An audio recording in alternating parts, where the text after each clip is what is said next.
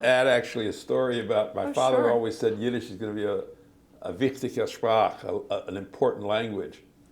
And tell the story about in 1987, I think it was, I took our son Jeremy, our oldest son, who was 14, to visit my father and mother's birthplaces.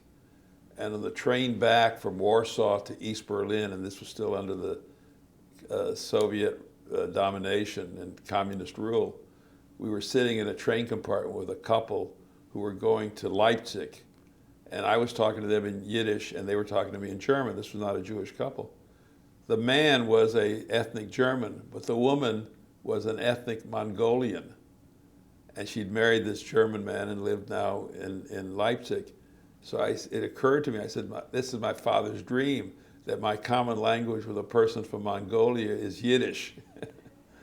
And because and it has served also in other times, places where, when I've traveled in the Soviet Union or in Eastern Europe, and even times in Israel before a new generation came on, Yiddish was the language that I was able to use as a way of communication.